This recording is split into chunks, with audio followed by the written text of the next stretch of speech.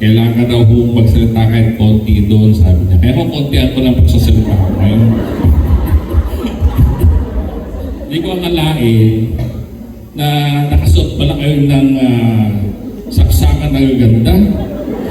Atrasan na ako kanina, naghahanap ako ng damit ko sa sasakyan. May bumulong sa akin staff ko. Magpapasunod pa raw ho ba ako ng wag na nga ako. Mga pagdating, tapos na. Anyway, ito nga yung kalahin may mga ganito pala maayos pang first time ko kasi umattend ng ganitong retirement program. Kung alam ko lang, baka nag-type pa ako, no? Wow. Pero siyempre na, bago lahat nais natin siyempre batiin ang ating butihing director na napaka-supportive na po si Sir Teng. Sa Manila pa pala si Sir Benjamin Paragas. Palakpakan po natin si Sir Director.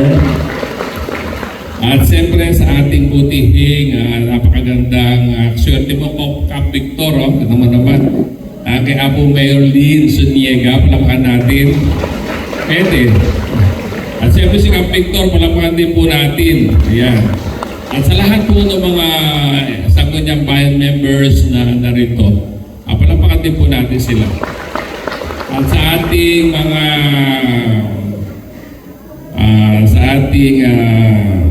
Isabela Head, si Ma'am Raquel Liana, palakpakan natin si Ma'am. Ang ating School Division Superintendent ng Isabela, no?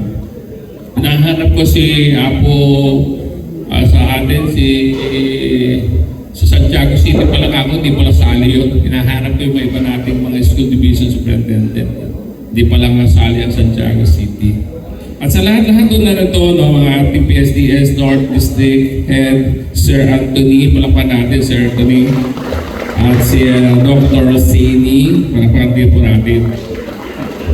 At sa lahat-lahat doon ng narito, sa ating mga kapitan na narito, sa ating mga barangay officials ng Barangay Gayong, ayan sila Kapitan Salas, at siyempre sa ating mga teachers ng Cagasan High School, at sa lahat-lahat po, sa buong mapagpalang umaga, ayan.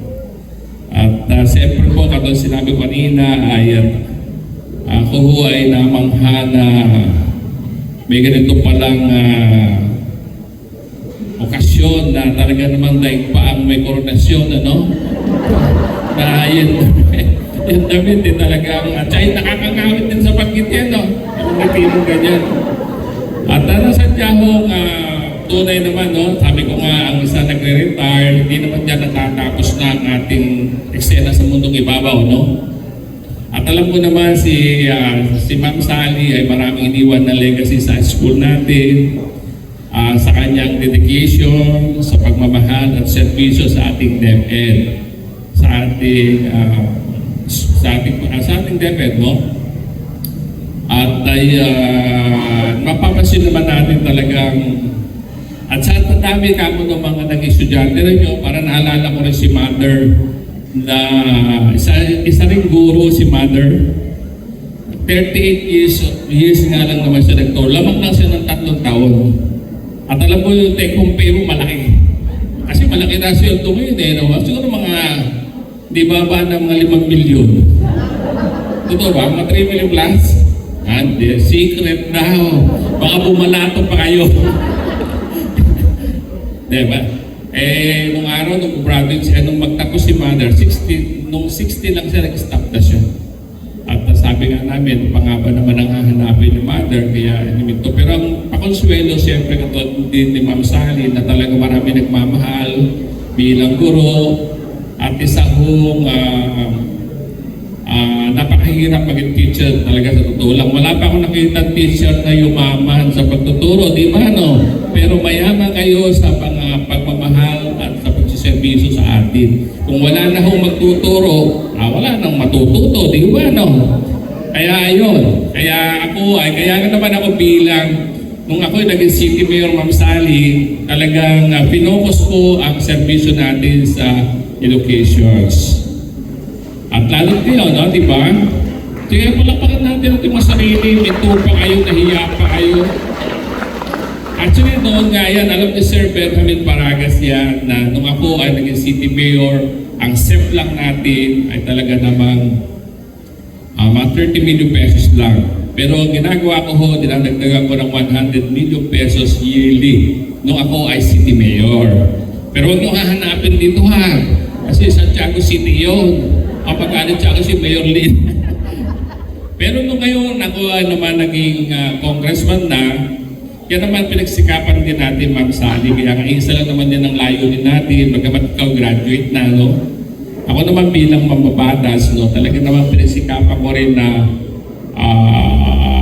pagtulungan ng pagsiservisyo sa ating mga estudyante at sa ating mga guro mismo. Kaya naman andyan yung, kung maaalala ko, no, yung